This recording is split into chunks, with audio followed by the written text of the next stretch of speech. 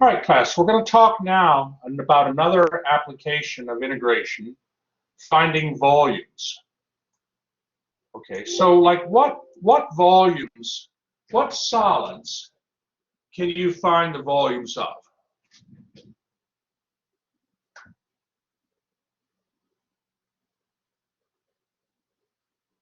Can you find the volume, for instance, of a box? Can you find the volume of a box? Sure.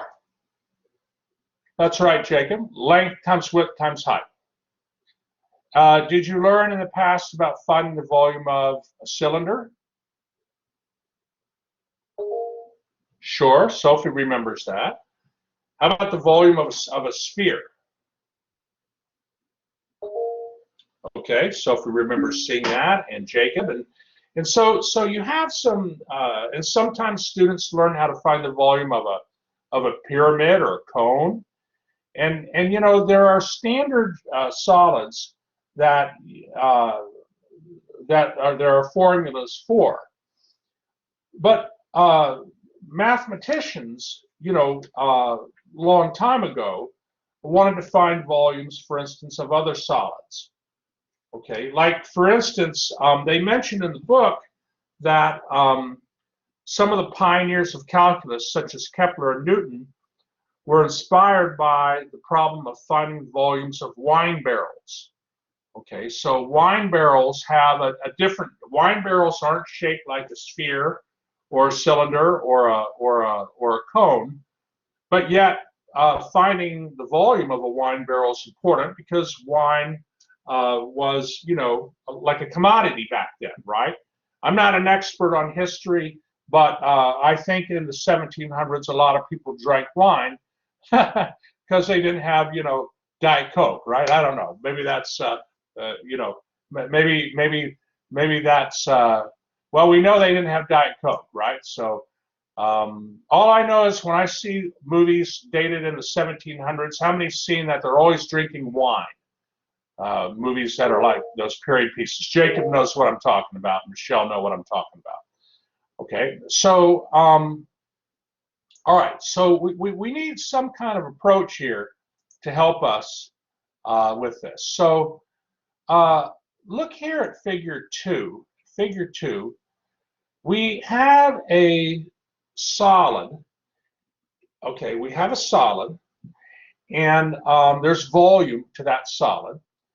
And the solid starts off at x equals a and ends up at x equals b. And what they do is they take a cross section of the solid. Okay, you see that plane that sort of cuts that solid. There's a cross sectional area a of x.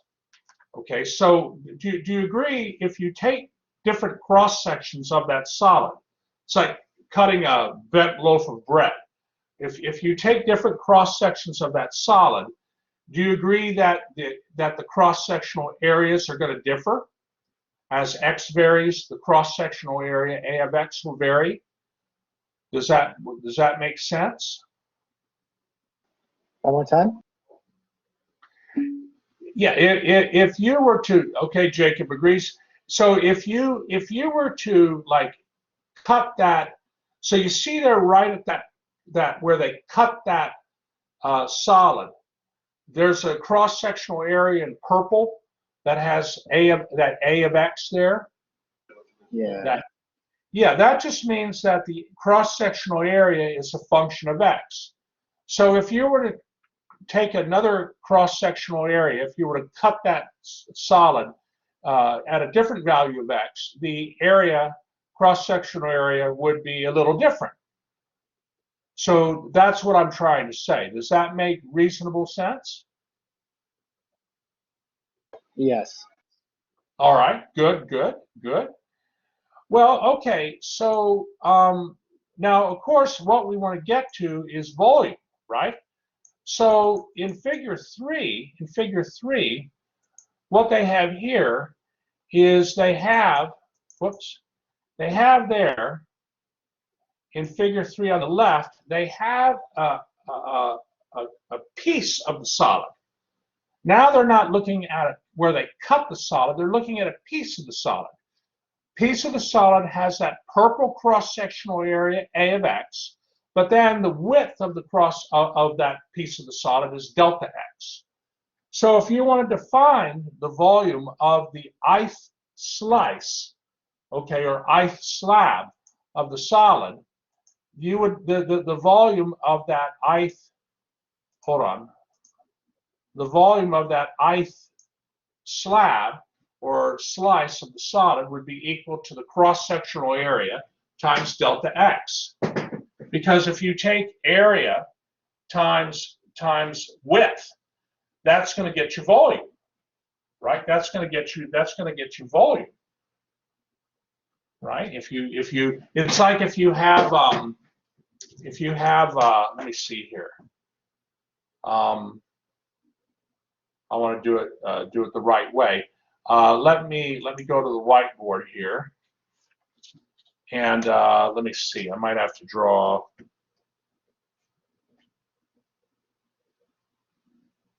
Okay, so like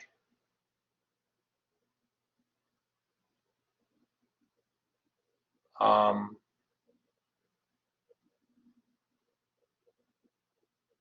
don't know how this is going to look. I don't think this is, well, hold on.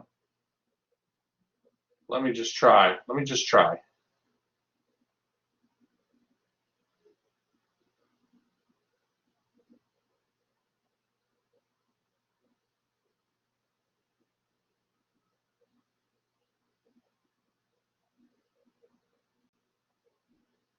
Okay.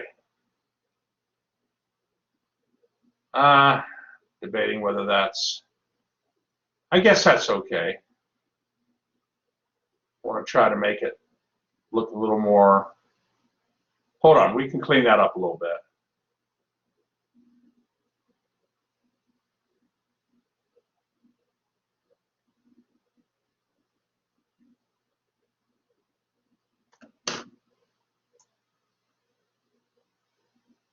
Let's see here. This might not be,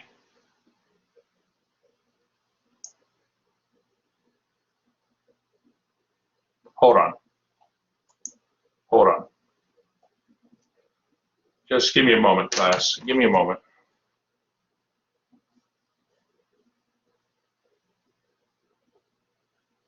All right, let me try this.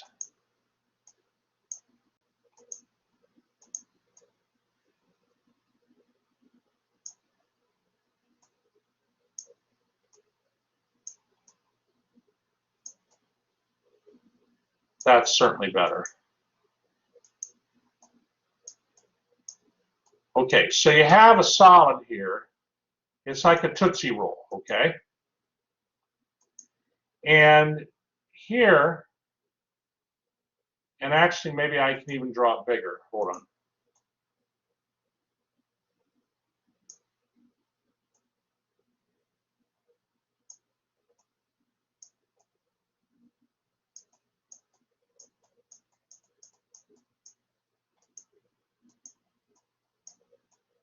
Okay, so you have this solid. It's like a Tootsie Roll. And we want the volume of that. So here's A of x. Here's delta x. Do you agree that if you take this area, A of x, and multiply it by this width, delta x, that's going to get you a volume? Tall agrees. If you take A of x, Sean agrees, times delta x, Michelle agrees, good. What are the units for area in terms of feet? What would it be? It would be, area is in feet.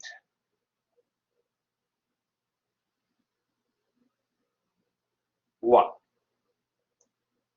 Square feet, right? That's right. And delta x is just in feet. So if you take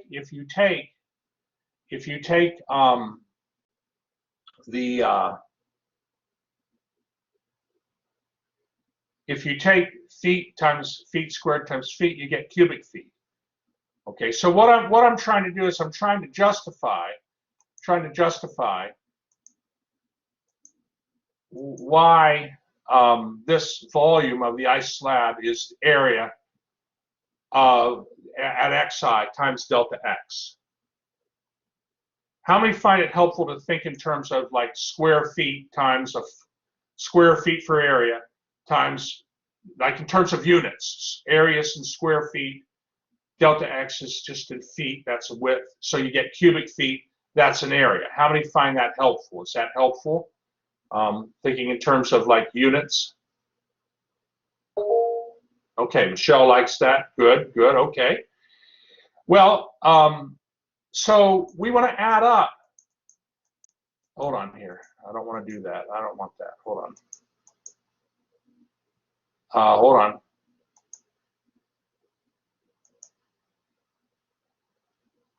Hold on, class. I don't know why it's doing this. Okay. So what we want to do is we want to add up all the volumes of these slabs.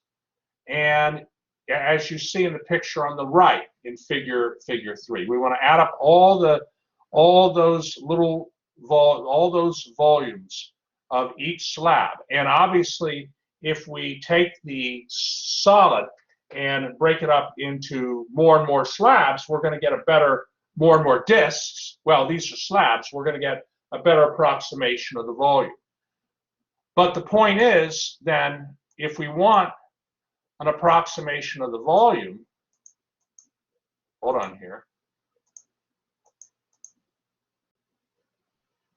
Yeah, if we want an approximation of the volume, just add up all the little volumes of the slabs and take the Riemann sum.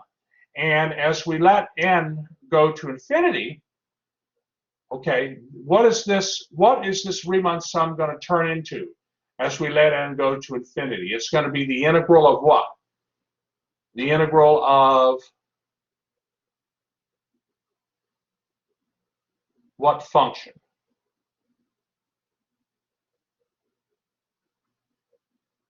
The integral. But okay, all right, that's right. It's going to be the integral, and in fact, this is going to be how you get your volume. You let n go to infinity. That means you're taking smaller and smaller, like the slabs are getting thinner and thinner, but then they'll fit the solid better. And in the limit, you get the integral from a to b of the cross-sectional area function dx, and that's how you get the volume. All right. Are there any questions on that? I'm not really following. Do you mind repeating that one more time? Like maybe in different words, like in. Sure, sure. One moment here. One moment. Let me go. Hold on here.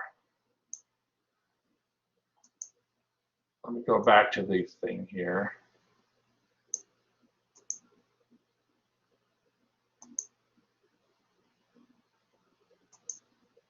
Okay, so you see there, Sophie, the solid on the left in figure 3. Mm-hmm. Okay, and you agree that the volume of that slab there, that slab that has the purple cross-sectional area, do you agree that that volume, hold on, let me bring it down here, is going to have to be that? Mm-hmm. Okay, so if we wanted to approximate the volume of the entire solid, we would have to add up the volume, all the volumes of each slab. S sub I stands for slab I, or slice I of the volume. So if we wanted to approximate the volume of the entire solid, we would have to add up all of the volumes of our slabs. And if we did that, we would then get this here Riemann sum. Uh-huh. So far, you good with that? So far? Yep. Okay. So, you know, we agree, that that this is just an approximation, right? How are we going to get the approximation for the volume better and better? Should we take more slices of the volume or less slices of the volume? If you want it to be more accurate, you would say more slices, right? That's right. And as a matter of fact, what tells you how many slices? What like in that volume approximation, what controls the number of slices? What letter? XI Well, xi is the position of the slice on the x-axis. or delta X, sorry. Delta x is the width of the slice, but how many slices you have equals The VSI? I'm not following. the n. The n. But So N isn't in the I was thinking you were looking at the volume of the slab equation. oh, I meant like how many slabs do we have? Okay, yeah. That would be N, the number of slabs. And do you agree the approximation becomes better and better as n goes to infinity? Mm-hmm. Okay, so if we let n goes to infinity, what's going to happen to this? I mean, if we let n goes to infinity, what's that Riemann sum going to turn into? An integral. An integral, and that's how we get to what we have here. What we have here. Mm-hmm. I see. All right, good question. Good question. Are there any other good questions?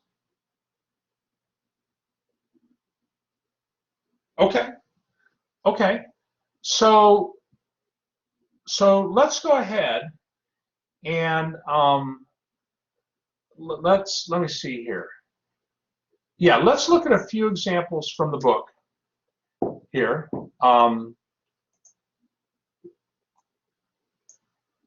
Okay. So, but I don't want necessarily example 1. I want example 2. We're going to use what's called the disk method. Okay, we want to find the volume.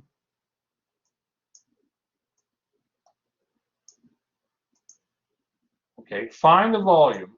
One last question, sorry. Sure.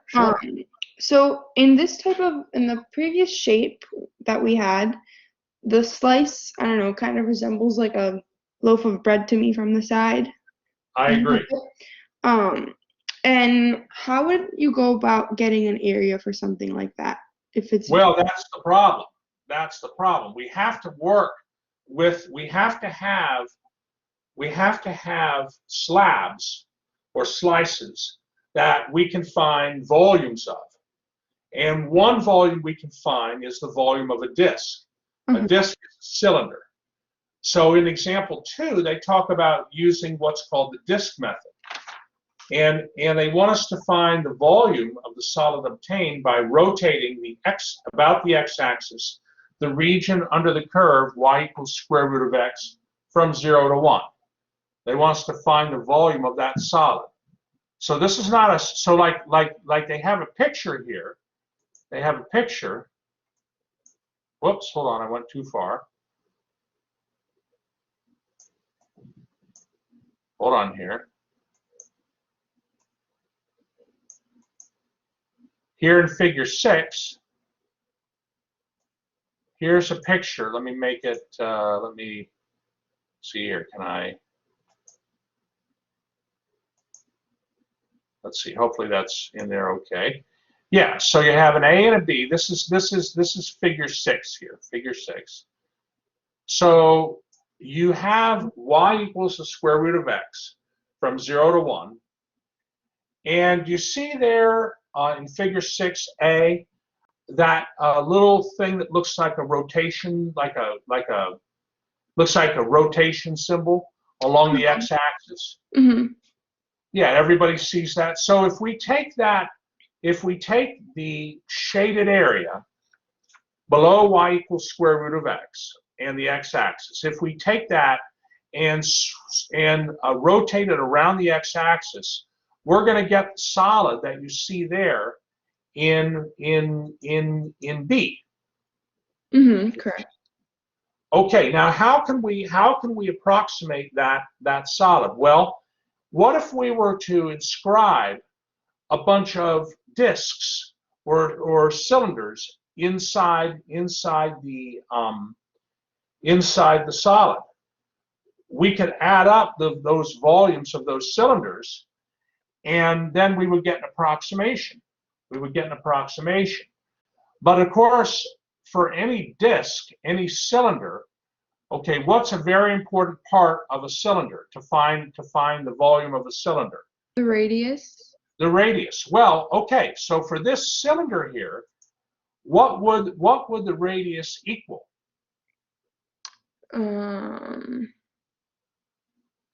It would be. And look at figure A, and X to the square root of x. that's right. Is everybody comfortable with that?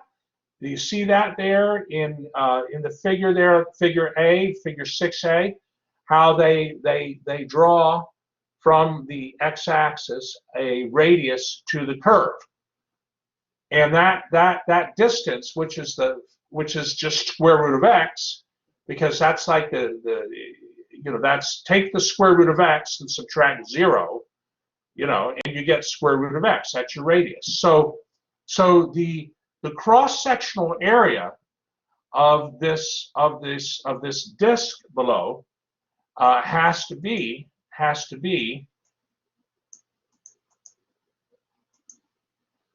pi times the square root of x squared. So area of a circle is pi r squared, right? So pi times the square root of x, quantity squared, equals pi times x. But now we want, remember what we're going to do. We're going to be adding up the volumes of a bunch of disks, okay?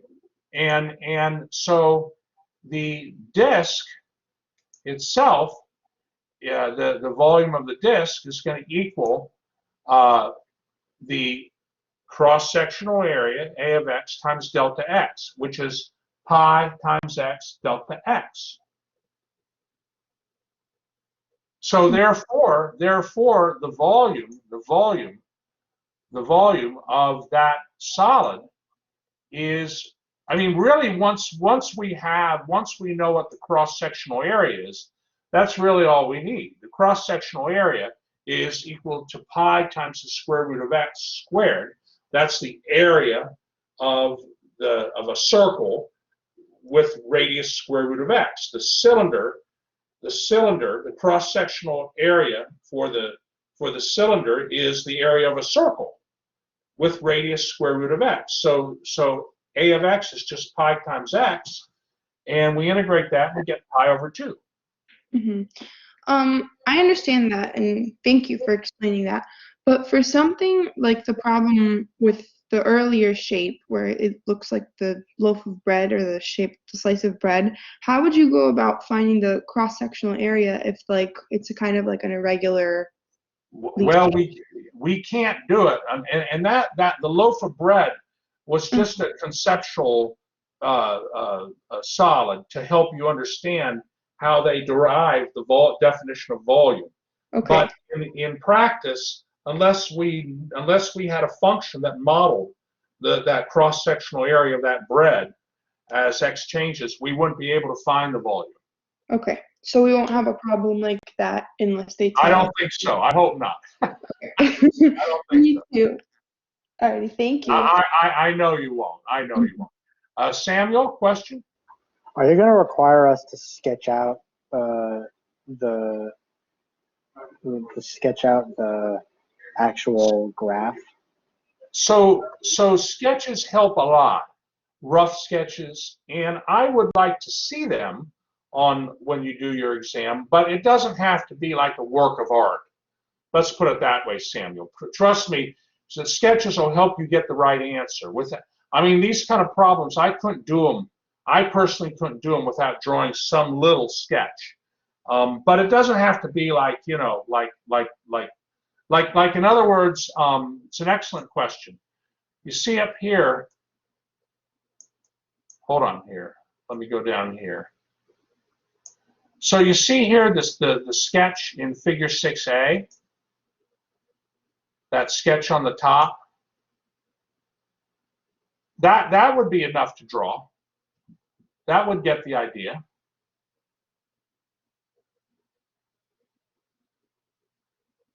I mean, that would be fine. And then you can visualize in your head what the solid looks like. But I would at least draw figure 6A. Let's look at another example from the book here. Let's do something where we rotate about the y-axis. Okay, here they want you to find the volume of the solid obtained by rotating the region bounded by y equals x cubed, y equals 8, and x equals 0 about the y-axis.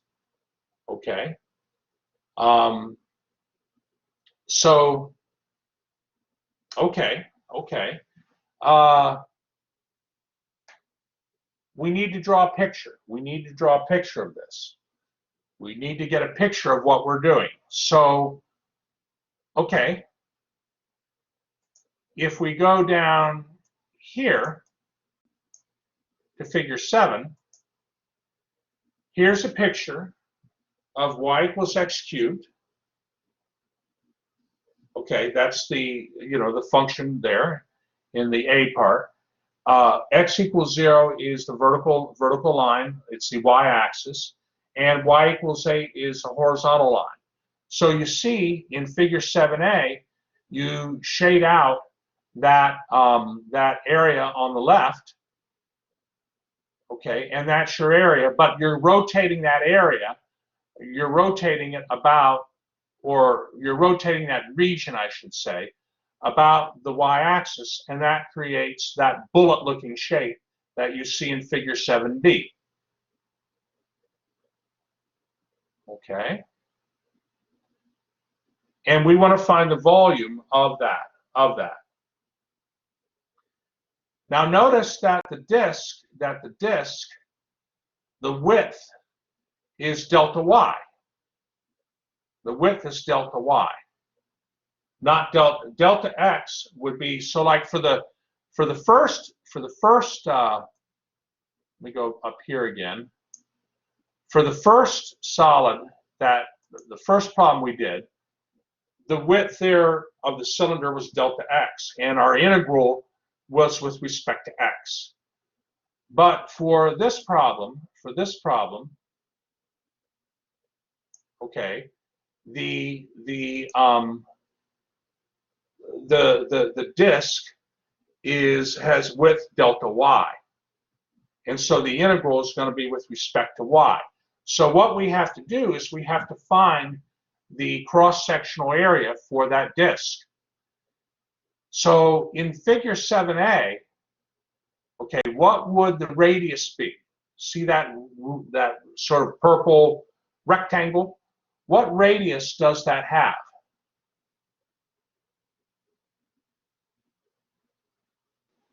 Four pi r cubed. I'm sorry? 4 pi r cubed. Pi over 2? 4 pi r cubed. Well, so The x? look, what the function is defining the radius. Notice there, take a look at this, Samuel. You see there in figure 7A, they have y equals x cubed or x equals cube root of y. You see that there? Yes. So what's the red radius going to be? Let me ask you this: is the radius drawn from the y-axis or the x-axis in this problem? The y-axis. Good, the y-axis. So what's the distance from the y-axis to the function y equals x cubed? What is that distance equal to? Is it an x distance or a y distance?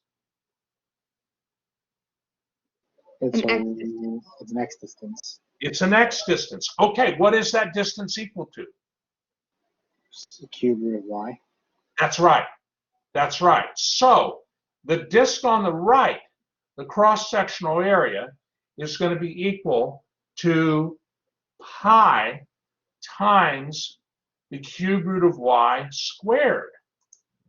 That's your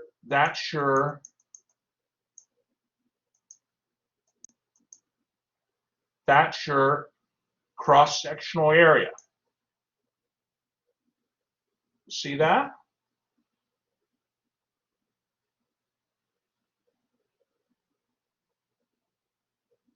And the cube root of y squared is equal to pi times y to the 2/3 power.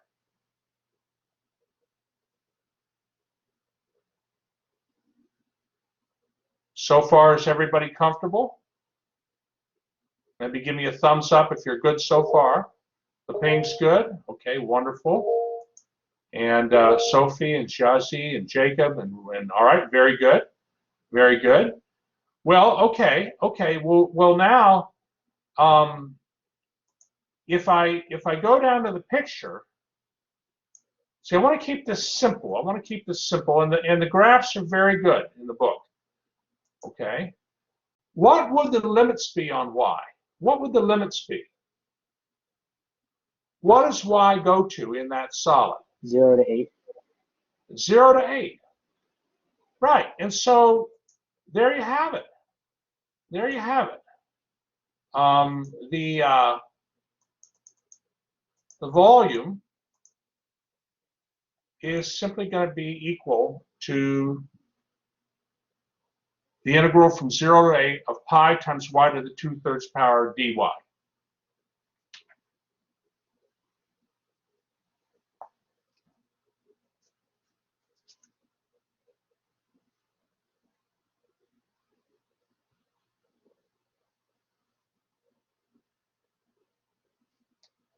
Okay, so far so good.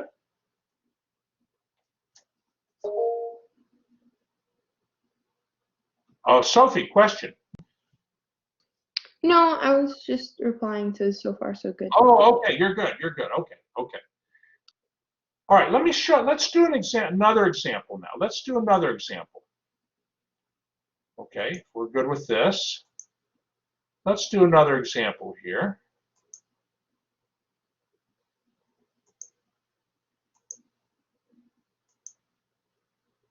Okay, let's take a look at this problem here.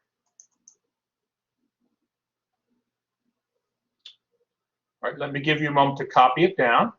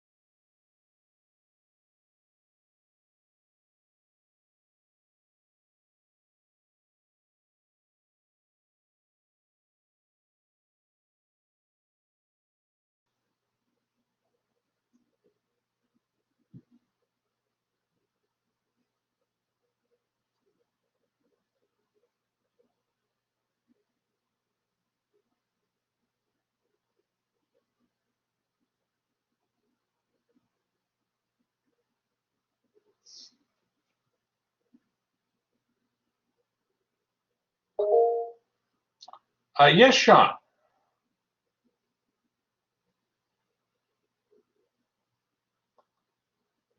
All right. right, well, so we want to find the volume now of a solid obtained by rotating the region enclosed by, now we got these two curves, y equals x and y equals x squared about the x-axis.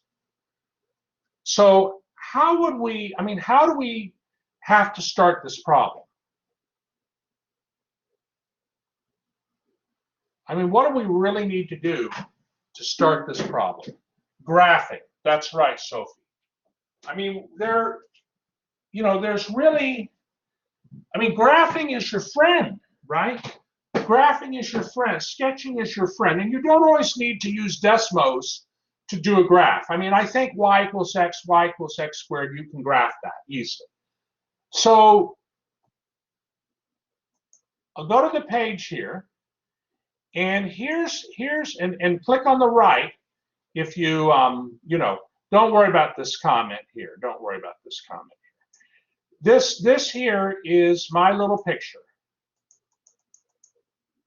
So I've graphed y equals x, and I've graphed y equals x squared. It's clear that hold on here. It's clear, I have to do this with my pen here. It's clear that the intersection between the line and the parabola is 0, 0, and 1, 1. Okay, and I don't want to get stuck on terminology here.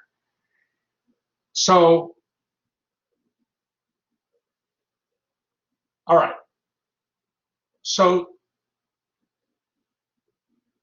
what I'm doing here is, I mean, this is my region here, right? This is my region. And I'm rotating that about the x-axis. And it's going to create a volume. Okay, like, I don't know, like a helmet or a funnel cake, something like that. You know, you're rotating that region about the x-axis. So, you know, kind of like, you know, about the x-axis, right? That's usually the symbol they draw there. I can probably draw it a little better. Maybe not. You know what I mean.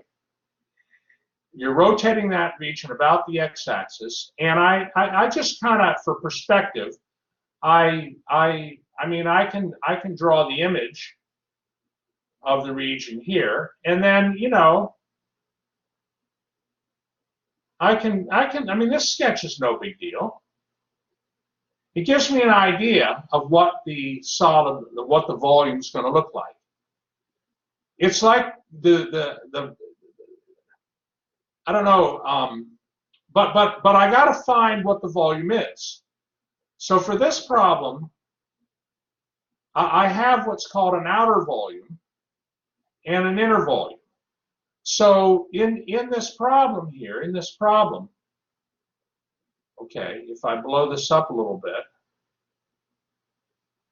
okay,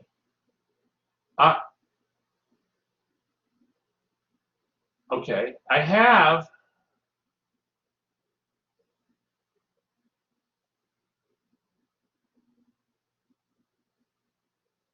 have this radius. Okay, what's this radius here? What's that distance equal to for that radius up to the function y equals x squared? What's this radius?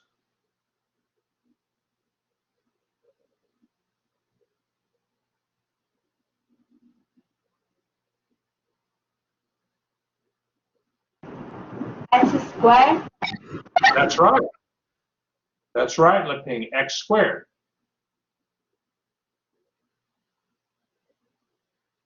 Are there any questions on that?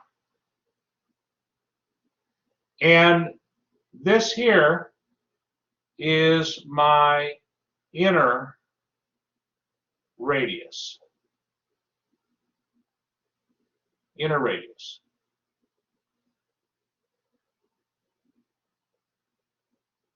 What about this radius here?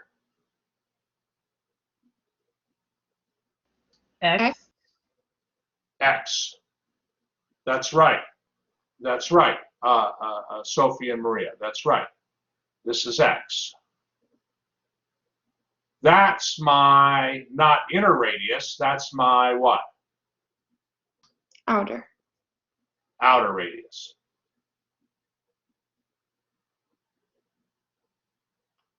Outer radius. So to get this one, to get the volume of this solid, I have to take my outer volume and subtract an inner volume. And the outer volume is a cone. So I'm taking the volume of a cone and I'm subtracting out this volume here. Now, what's that kind of look like? That volume, that's that inner volume. It's your favorite candy. A kiss? That's right. Michelle knows. That's a Hershey's Kiss there. That's a Hershey's Kiss. Hershey Kiss. How many love Hershey Kisses? Okay, Sean knows what I'm talking about. Okay, and hold on, some other folks replied. Samuel and Sophie, they are the best. They are great. You know? So does it make sense if I subtract the volume of the Hershey Kiss from the volume of the cone, that I mean, does that make sense that that's going to get me the volume that I'm looking for? Okay, Sophie's comfortable. All right. Okay, hold on. Good, good, good, good. Many people are comfortable here. I didn't have a chance to see. Now the way it works is they have, when people reply, it shows up on in a different place, and I have to go there. But thank you for all who said yes. Now, what happened here is I didn't want to go through and compute. I mean, the volume is 2 pi over 15. I mean, I know you can do this integration, right? I know you can do this integration. I mean, if I put in an extra step here, do you see that the volume would be from 0 to 1 of pi x squared minus pi x to the 4th dx. You see that? This here is x to the 4th, right? So the volume would equal the integral from 0 to 1. Samuel, I'll be right with you, of pi x squared minus pi x to the 4th. And that could really be, I mean, that could be, you could write that, that could be simplified. Hold on here. I can factor the pi out. And so I'd have pi times the integral of x squared minus x to the 4th dx. Okay, and if you work that out, you're going to get 2 pi over 15, and that's the exact volume. Okay, that's the exact volume. Question, Samuel?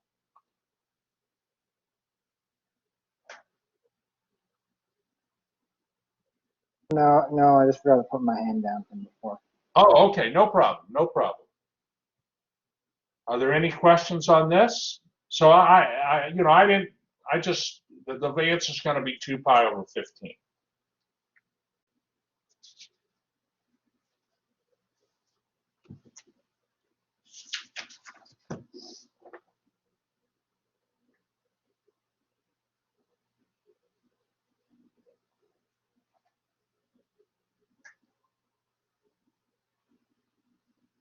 Okay. Well, if you're good, there are more difficult problems that we need to do. Like for instance, we need to be able to rotate regions about, like we looked at regions rotated about, you know, the x-axis, the y-axis, and here was an example where we had an outer volume and an inner volume. Sometimes we want to take a region and rotate it about like the vertical line x equals 2.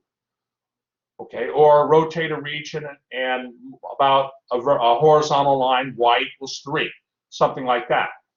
And when we do that, we get volumes also. But I think for now, I want to give you a little opportunity to work on section 6.2. We will discuss next Tuesday. We will discuss more. A few more. We'll do a few more examples for volume problems that are a little more complicated. But I think for now, let me stop the recording and let you do a little classwork. So